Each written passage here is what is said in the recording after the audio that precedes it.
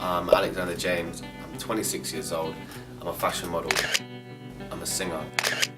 I spent 7 years as a soldier, and I'm addicted to tattoos. I started getting tattoos because I looked really young. When I was in the army, a lot of my friends were a lot older, sort of 5, 6, 7 years older than me. I was really young. I was trying to go out to nightclubs. There's like horrific nightclubs like the Oceanas and those horrible places like that. And they were all going out in their Fred Perry plimsolls and their V-necks, and I was never allowed to go out. So I thought I'm gonna get some tats that'll make me look older. They won't look at my ID if I've got tattoos all over my arms. They still did. But yeah, it was like I suppose it was an identity. I wanted to stand out a little bit. I suppose one way you can put it is an attention seeker. I'm an attention seeker. I haven't had any, when I was in the army, I was just a number. I was just a number. I was a brick in the wall. I left the military, and I was like, I want to be recognised as someone. And attention seeking is one way of putting it. It's a bit of a dirty word, that attention seeker, or a dirty phrase rather. But it's relevant. It's true. I was craving the attention, and I wanted people to recognise me. I wanted people to hear what I had to say. I wanted people to see me when I walked past. I suppose they certainly do look now, So yeah, to create an identity was definitely a big part of getting all this work done.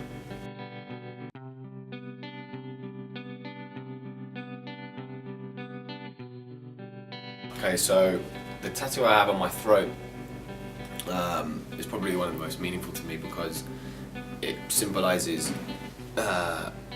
breaking through in a new way of thinking. I left the military, and this was one of the first major tattoos that I got after I decided that the stuff that I learned in the military was probably not the best life lessons to learn going on into an adult life, and an adult life and civilian life certainly. It symbolises the structure of a pyramid, what society is always based on. So you've got society around the bottom here, and then the kind of corporates and everyone at the top. The sort of 1% sort of people way up at the top. So you flip that on its head, and we're up at the top now. And then it's like the free wing, spread your wings, like a free mind. And it's never something I get tired of talking about. And it's obviously the first tattoo that people see that I've got. So it's a good job really that I don't get tired of talking about it, because I talk about it quite regularly. But yeah, it's certainly a piece that means a lot to me. Coming away from an organisation that was very sort of one direction. But yeah, it's definitely one of my favourite pieces, so I'm glad I got it done. And the design was quite an amusing story. The tattoo artist that did it thought I wanted a small sort of 6-inch piece done on the side of my neck, and then when I got to his house and told him that I wanted it from going all the way across my throat, he was a little bit worried. So, but we managed to come through in the end, and it looks alright. I'm quite pleased with it. I'm very pleased with it, which is a good job.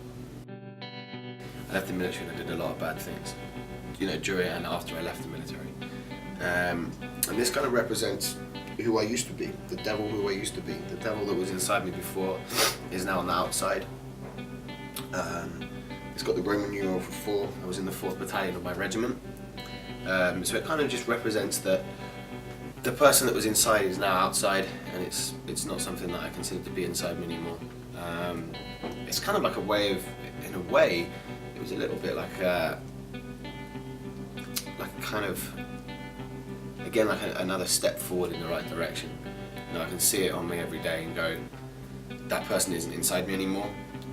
So it's not like a morbid thought, but it reminds me that I'll never be that bad again, that bad person again. Going up, further up now, to the bottom of my chin, underneath my chin, I have "We will remember them." So it's again another military-based theme, meaning that I lost a lot of friends on operational tour over in Afghanistan. I lost a lot of military friends after tour to all sorts of different things really.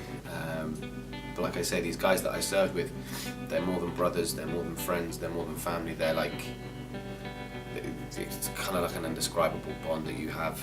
It can never be broken, never be lost. I meet up with a friend of mine that I was in the military with, not seen him for 6 years, and act like we were there yesterday. I know what makes them laugh, I know what makes them cry, and I'll never forget my friends, never forget my brothers. So this is just kind of a sense to say that like the guys that we lost will never be forgotten.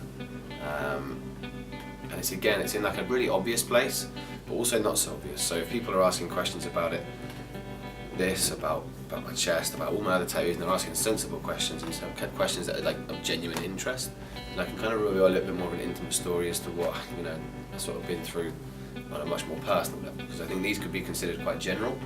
You could probably have the opinion on this if not necessarily if I had gone through what I'd gone through.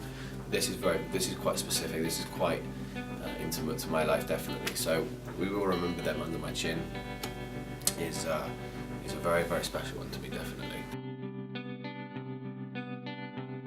Finally, the final favourite piece that I'll talk about is the one on the back of my neck. It's like the outline of a girl's face, representing to me that she's watching my back, someone watching my back. Again, done by a very close friend of mine, Jimmy, who did the sword. It just basically means that there's someone watching my back, there's someone that's looking after me. I was going through a really dark period. I was about to leave Los Angeles and come back to the UK, and there wasn't much I was coming back to. So it just meant that there was someone watching over me, someone watching my back, almost like a kind of guardian angel, I suppose. And again, the fact that it was done by my friend Jimmy, we spent all day discussing what it was going to do and discussing where it was going to go, the design process, the whole meaning behind it, and the sentimental part of it doesn't necessarily always mean what the piece is. It can often be the person that does it. I told Jimmy why I wanted that kind of thing done, and he understood, and I trusted him with that. I trusted his artistic judgment, and he came up with one of my favourite pieces. So never. There's something in the ink. I'll never stop getting tats. It's really funny actually. When I'm getting a tattoo done, I'll be looking at another part of my body and thinking, I know what I'm going to do there now. I know what I'm going to do next. And people say to me, oh, when you're 90, what's it going to look like when you're 90? To be honest with you, I don't really know very many sexy 90-year-olds, and I'll still be getting them. I'll be getting them touched up, because the skin will, the ink will fade eventually, and I'll be like, well, this needs a touch up, so I'm going to get them touched up. So yeah, I think it's more than just having tattoos. Like you could have one on your arm, you could have like a relative on your wrist, you could have girlfriend's initials, boyfriend's name, whatever. This is more of a lifestyle than just having tattoos. You know what I mean? Like I commit to it. I look at other artists. I respect the art form. I respect the time it takes to learn how to do it. I respect so much more than just having ink on your skin. It's about a whole much more, of how it works and why it's important to people, and everyone's reason for getting tattoos can be different. A lot of them are the same actually, to be fair. Like some people say this is for my for this memory or for that memory, or I wanted to get this rose because it represents my granddad for this, or my sister for that, or whatever. But I think once you commit on the level that I have, you are naturally part of a lifestyle. I'll go to my tattoo shop. If I've got a day off, I can go to my tattoo shop, hang out at the tattoo shop, and be with like-minded people that like the same things, have a good time, we laugh about the same things, we've got the same humour. I can get a tattoo done, which is always good. But yeah, it's like a lifestyle more than just having tats. So I'll never stop having tats done.